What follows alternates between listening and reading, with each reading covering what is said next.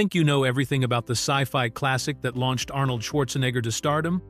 From eyebrow insurance policies to chrome skeletons crawling out of fever dreams, the making of the Terminator was stranger than fiction. James Cameron's nightmare vision birthed one of cinema's most iconic franchises through the most bizarre circumstances imaginable. Here are the 15 weird facts you didn't know about Terminator 1984. Fact 1. Cameron's fever dream origin. The entire concept for the Terminator literally came from director James Cameron's nightmare while he was burning up with a fever of 102 degrees Fahrenheit in a cheap hotel room in Rome, Italy. This wasn't just any ordinary bad dream that inspired a movie idea. It was a vivid, terrifying vision that would eventually become one of the most iconic scenes in science fiction cinema. In 1981, Cameron was in Rome working on the release of his first directing job, a low-budget horror film called Piranha 2: The Spawning. The experience had been absolutely miserable for the young filmmaker, who had actually been fired from the production after just a few days of shooting. Broke, exhausted, and stuck in Italy with barely any money, Cameron found himself sick and feverish in what he described as a cheap pensione, which is basically a low-cost boarding house. During one particularly rough night of illness, Cameron experienced what he called a fever dream that would change his life forever. In this nightmare, he saw a chrome-colored metallic skeleton emerging phoenix-like from a pillar of fire, dragging itself across the floor with kitchen knives clutched in its hands. The image was so powerful and disturbing that Cameron woke up immediately and knew he had witnessed something extraordinary. As soon as he regained consciousness, Cameron grabbed some hotel stationery and began frantically sketching the terrifying figure from his dream. He drew the metal skeleton torn in half, crawling from flames and pursuing a woman who was trying desperately to escape. Cameron later said he thought to himself, "That was cool. I had never seen that in a movie before." This single fever-induced nightmare became the foundation for the entire Terminator franchise. The crawling metal endoskeleton that Cameron sketched that night in Rome would appear almost exactly as he dreamed it in the final scenes of the Terminator, when the damaged robot pursues Sarah Connor through the factory. Cameron has often credited this illness-induced vision as the moment when the character of the Terminator was truly born, proving that sometimes the best creative ideas come from the most unexpected and uncomfortable circumstances. Fact 2. Sold script for $1.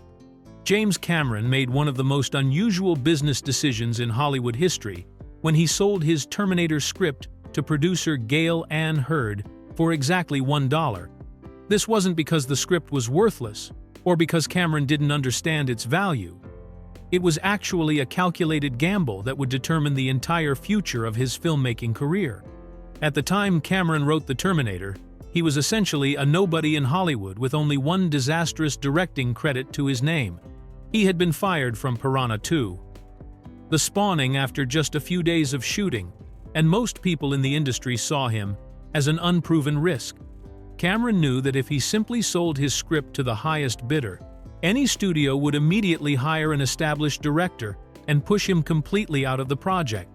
The $1 sale came with a non-negotiable condition that would change everything.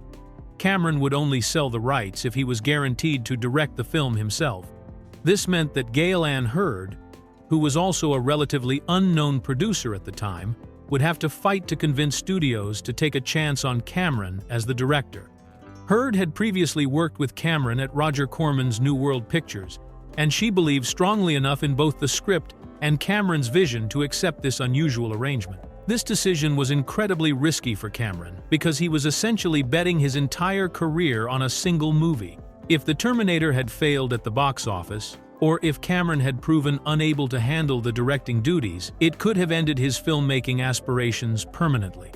At the time, Cameron was so broke that he was literally living in his car, making the $1 payment even more symbolic of how much he was willing to sacrifice for creative control. The gamble paid off spectacularly when The Terminator became a massive success, earning over $78 million worldwide against its modest $6.5 million budget.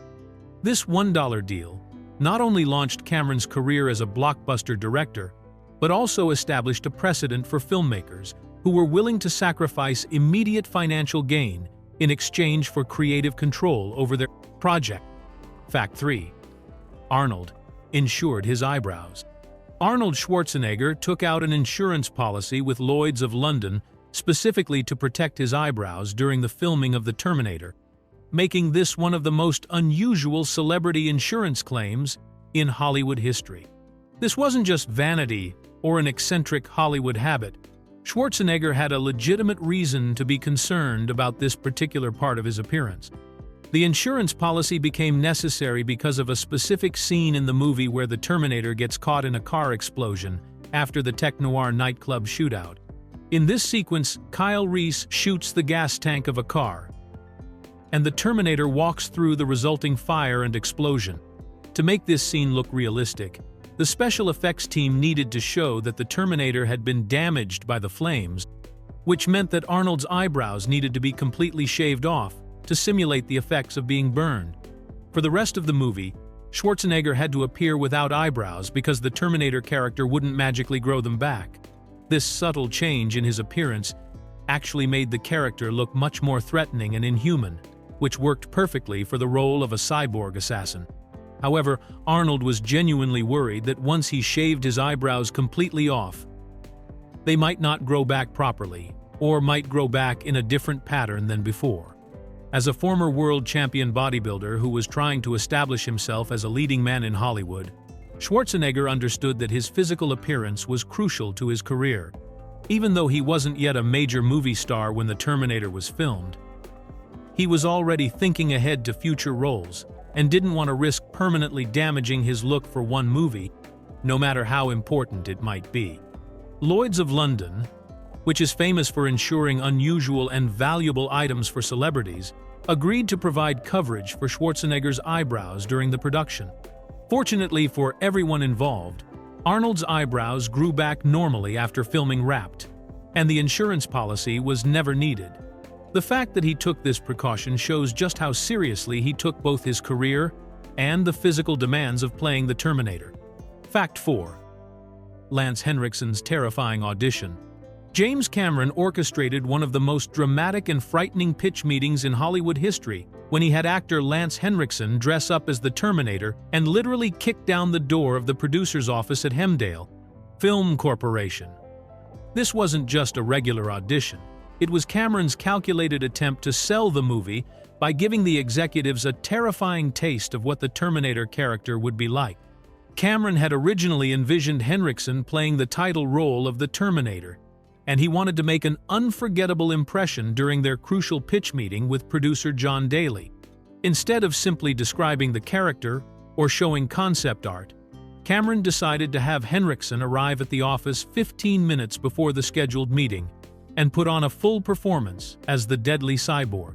Henriksen showed up to the Hemdale offices wearing a black leather jacket and had made himself look genuinely menacing by putting cuts and fake wounds on his face.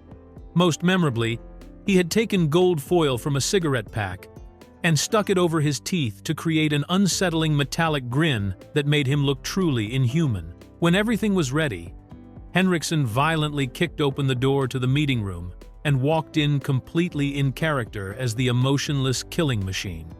The performance was so realistic and startling that the secretary working in the office was genuinely terrified by what she saw.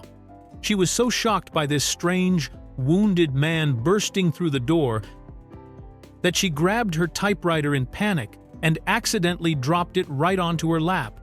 Henriksen then sat down in a chair and remained completely motionless, staring at the producer without saying a single word for several minutes until Cameron arrived to begin the actual pitch meeting.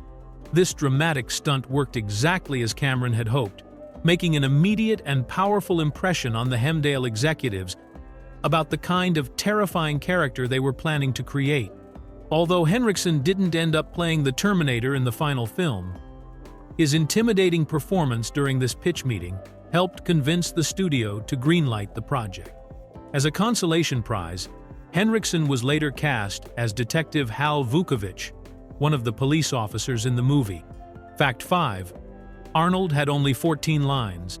Despite being the title character and the most memorable part of the entire movie, Arnold Schwarzenegger spoke only 14 lines of dialogue throughout the Terminator, which adds up to a mere 58 words in total. This incredibly limited amount of speaking was a deliberate creative choice by James Cameron that perfectly captured the cold, mechanical nature of the cyborg assassin. Cameron got the idea to give Schwarzenegger even fewer lines than he had in his previous film, Conan the Barbarian, where he spoke 24 lines. The director wanted to emphasize that the Terminator was a machine, not a human being, and machines don't waste time on unnecessary conversation or small talk. Every word that the Terminator speaks serves a specific purpose, whether it's gathering information, making demands, or delivering threats. Most of Schwarzenegger's dialogue consists of short, direct statements that have become iconic parts of movie history. These include lines like, "Your clothes. Give them to me now. I'll be back. Come with me if you want to live. And fuck you, asshole." Each of these phrases is delivered in Schwarzenegger's distinctive monotone style that makes the character sound genuinely robotic and emotionless. The decision to limit Schwarzenegger's dialogue also worked in his favor as an actor, since English was not his native language and he still had a very thick Austrian accent at the time. By keeping his lines short and simple, Cameron ensured that Schwarzenegger could deliver them clearly and powerfully without struggling with complex pronunciation or lengthy speeches that might have been difficult for audiences to understand. This minimalist approach to dialogue made each word that the Terminator speaks much more impactful and memorable. When Schwarzenegger does speak in the film, audiences pay close attention because they know it's probably going to be something important or threatening.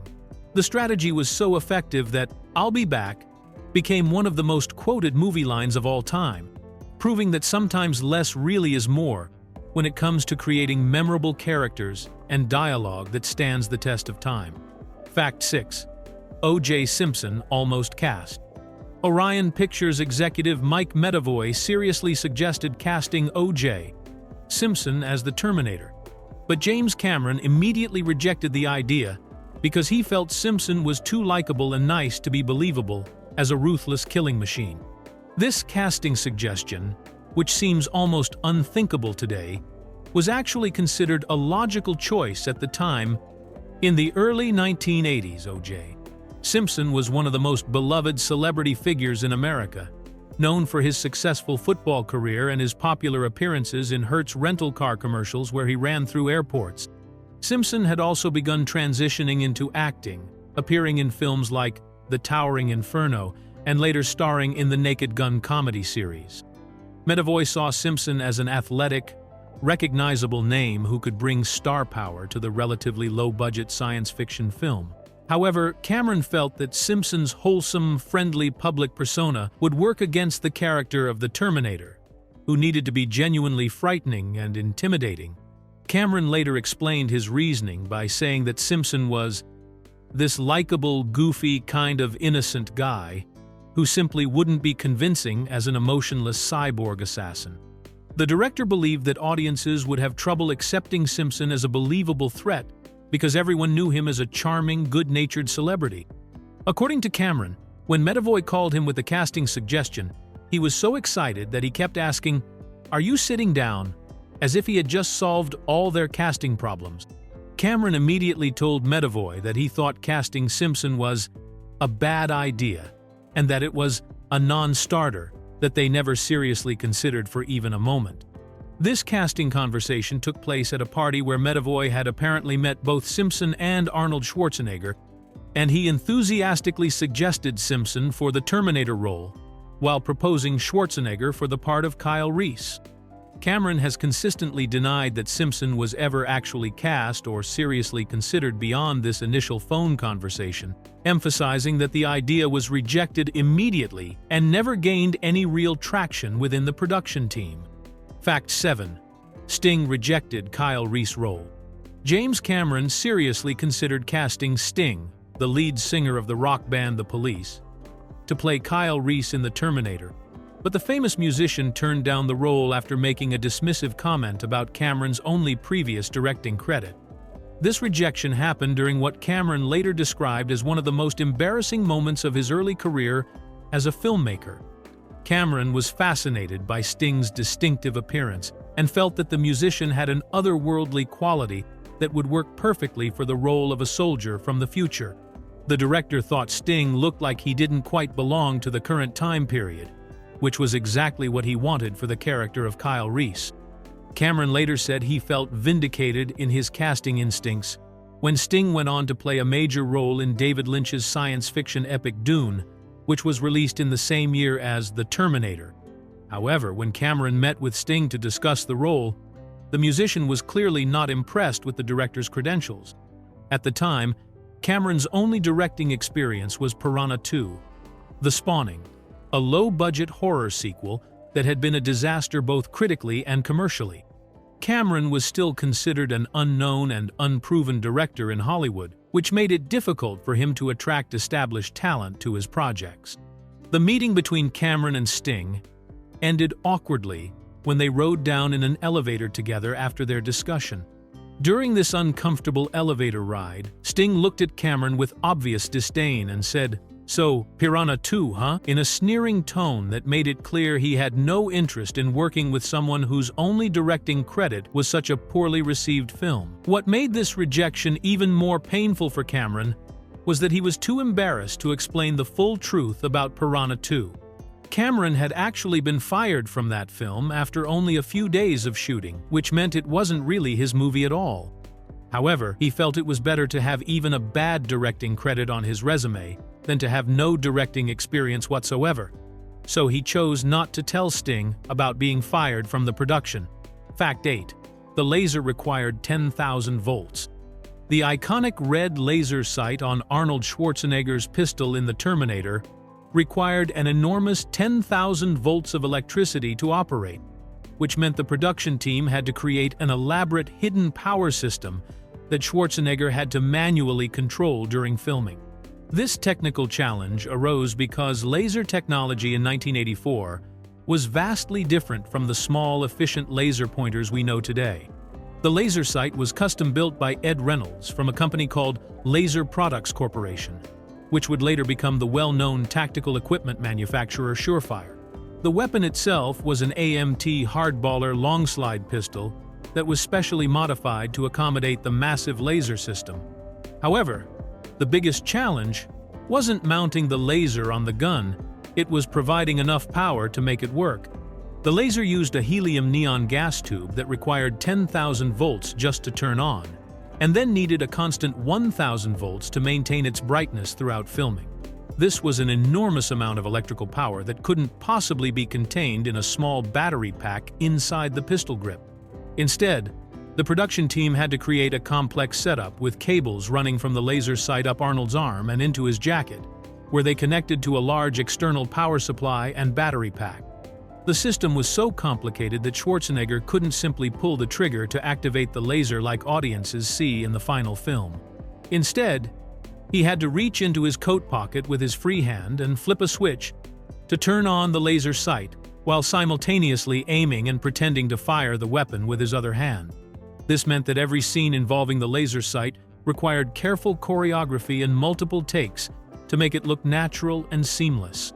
Ed Reynolds, who created this custom laser system, received no monetary compensation for his work on the film. His only payment was promotional material from the movie, including posters and other marketing items. The production team also created two versions of the prop, a non-functional version for close-up shots and beauty shots, and the working version with all the hidden cables and power systems for scenes where the laser actually needed to operate. Fact 9. Accidental 13/16 time signature. The distinctive and haunting musical theme for The Terminator was created completely by accident when composer Brad Fiedel was experimenting with his electronic sequencer and accidentally programmed an incomplete loop that created unusual 13/16 time signature. This technical mistake became one of the most recognizable and effective musical themes in science fiction film history. Fiedel was working with a Prophet 10 synthesizer and was trying to create different rhythmic patterns for the film's score when he made a programming error on his sequencer. Instead of creating a standard, complete musical loop that would repeat smoothly, Fiedel accidentally created what he described as an incomplete loop that had an odd, uneven rhythm. Most composers would have immediately corrected this mistake and programmed the sequence properly, but Fiedel listened to the strange rhythm and realized it had an interesting quality that might work for the movie. The accidental 13/16 time signature created what Fiedel called a herky-jerky quality that gave the music an unsettling mechanical feeling. This irregular rhythm made the music sound slightly off balance and unnatural, which was perfect for a movie about a relentless machine from the future. The broken, stuttering quality of the music matched the cold, inhuman nature of the Terminator character and helped create the film's tense, uncomfortable atmosphere.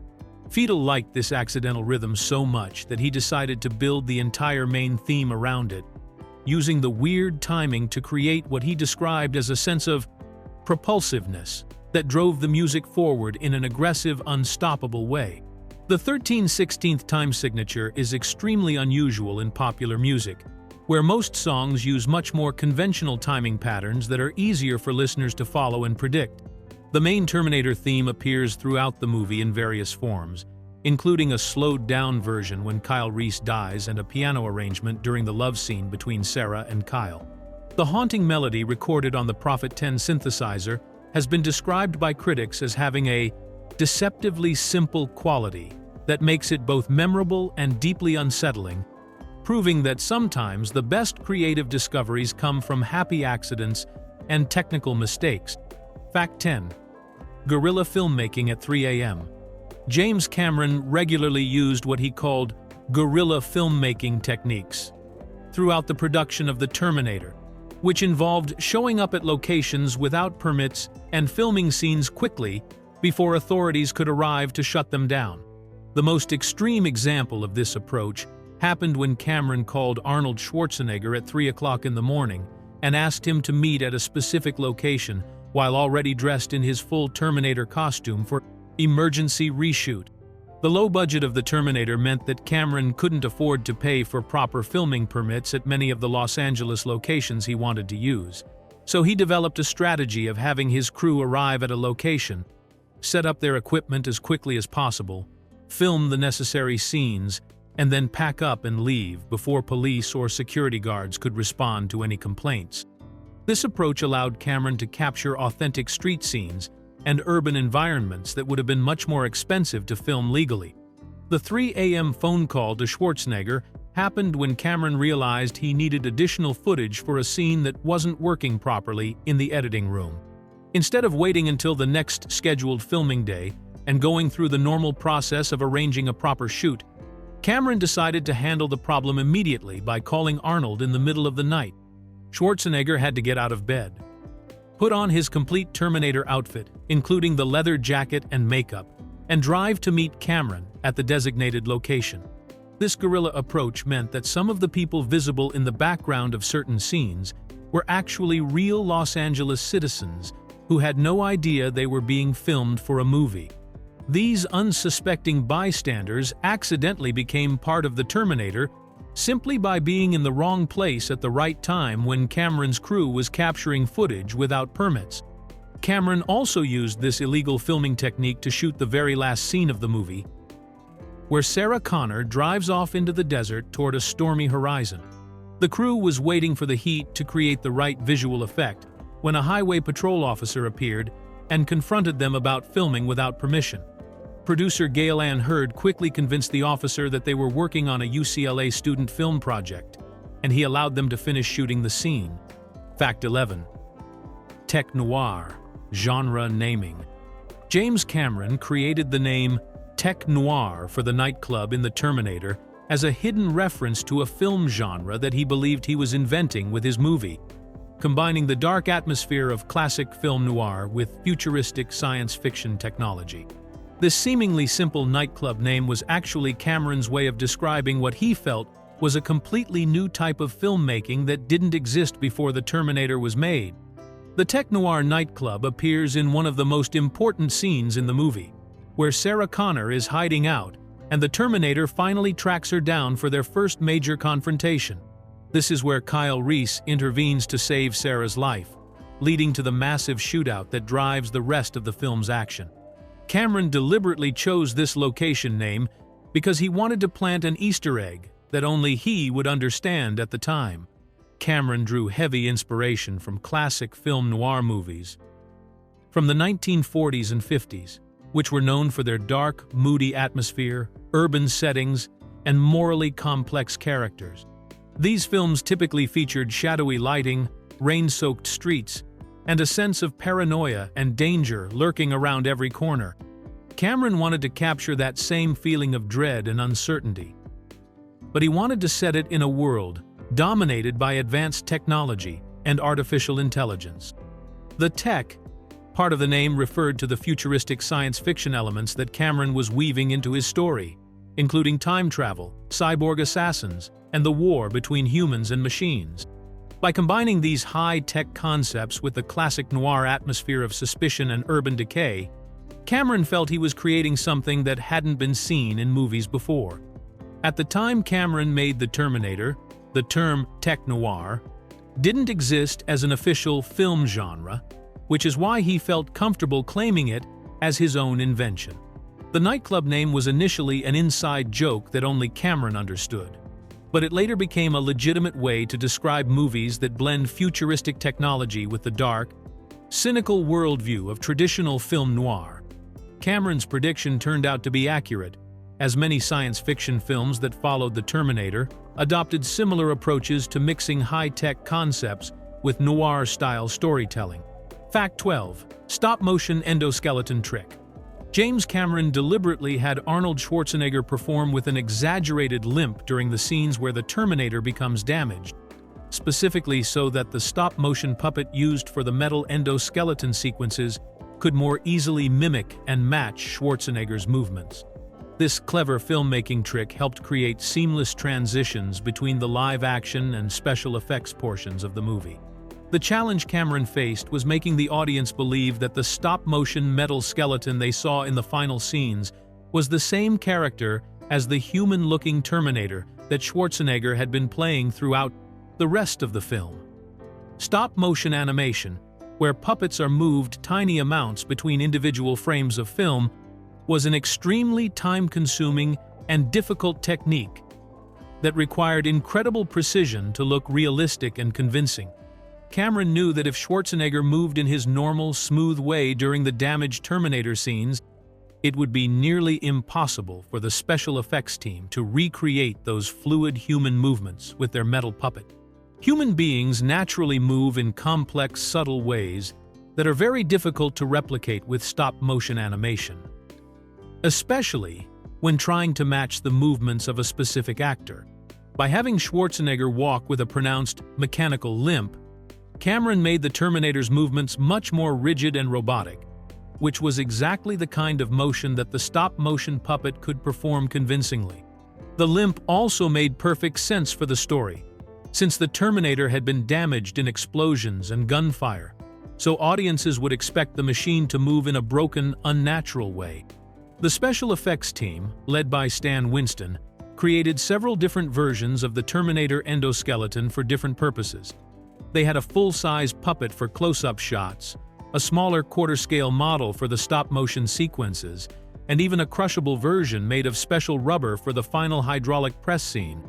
Each version was carefully designed to match the others so that audiences wouldn't notice when the film switched between the different puppets and techniques.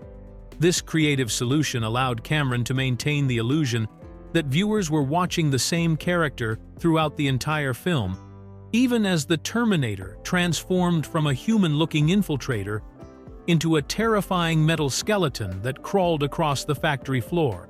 Fact 13. Arnold's pronunciation problems. Arnold Schwarzenegger fought with James Cameron about changing the now famous line, "I'll be back," to "I will be back," because he was having serious difficulty pronouncing the contraction and felt it sounded too feminine for the intimidating Terminator character. This disagreement led to a heated argument between the actor and director that nearly changed one of the most iconic catchphrases in movie history. Schwarzenegger's concerns about the line came from his struggles with English contractions. which were particularly challenging for someone whose first language was German. He felt that saying, "I'll," made the sound ill, which he thought sounded weak and feminine rather than threatening and machine-like. Schwarzenegger believed that "I will be back" would sound much more forceful and robotic, fitting better with the character of an emotionless cyborg assassin. Cameron strongly disagreed with Schwarzenegger's suggestion and refused to change the line, leading to a back-and-forth argument on the set. The director finally ended the discussion by telling Schwarzenegger, "Are you the scriptwriter now? It's just one word. Don't tell me how to write." "I don't tell you how to act." Schwarzenegger shot back by saying, "You tell me how to act every minute. What are you talking about?" To resolve the conflict, Cameron came up with a practical solution that allowed them to try different approaches without continuing to argue about it. He told Schwarzenegger to say the line 10 different ways while the camera kept rolling, and then they would choose the best version later. Cameron set up the shot and had Schwarzenegger deliver the line in various styles, including flatly, cheerfully, and with an exaggerated guttural emphasis that Schwarzenegger thought sounded ridiculous.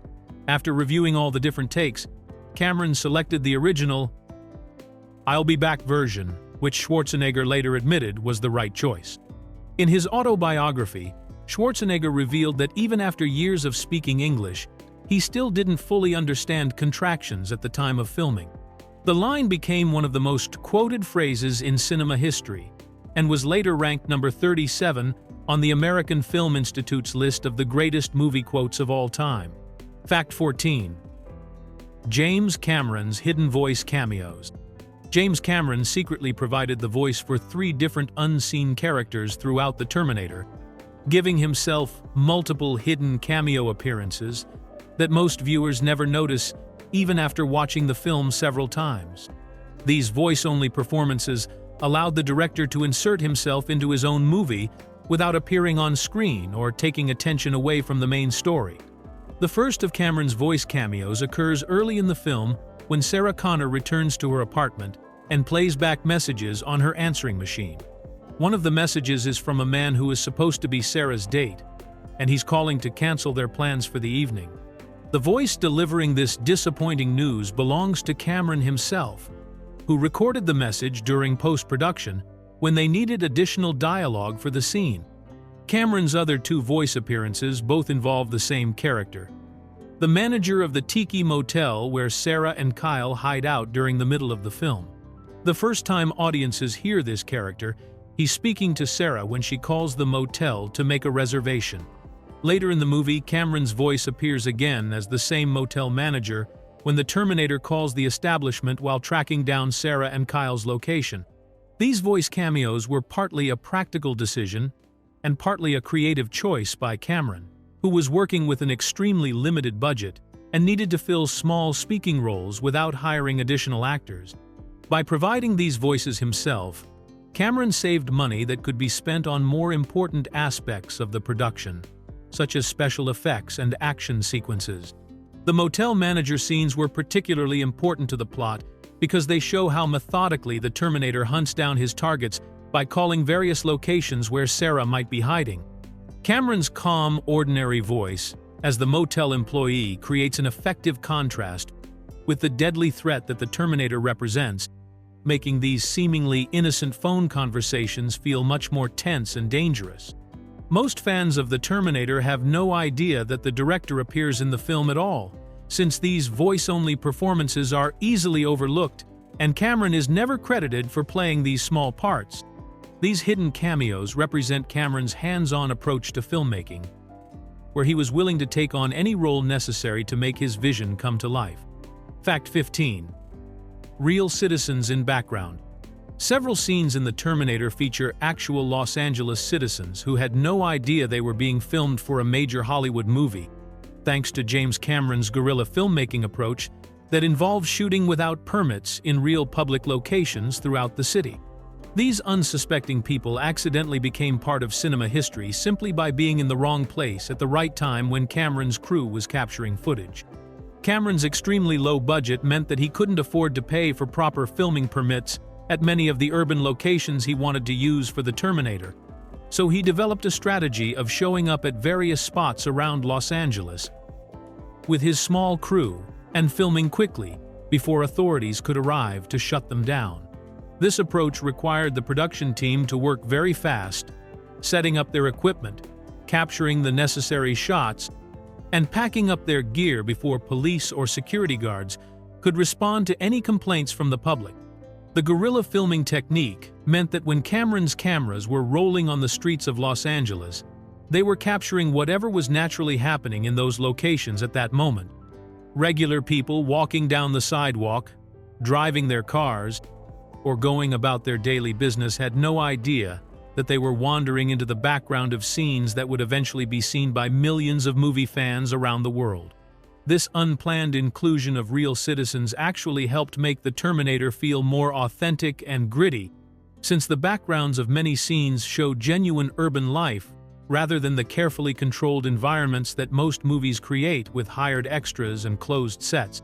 The random people visible in these shots weren't following any script or direction from Cameron, so their natural behavior added a realistic quality to the film that would have been difficult to achieve through traditional filmmaking methods. Cameron also used this same guerrilla approach for emergency reshoots, when he needed additional footage to fix problems he discovered during the editing process. These last-minute filming sessions meant that even more unsuspecting Los Angeles residents ended up appearing in the final version of the movie without ever knowing they had participated in the making of what would become one of the most influential science fiction films of all time.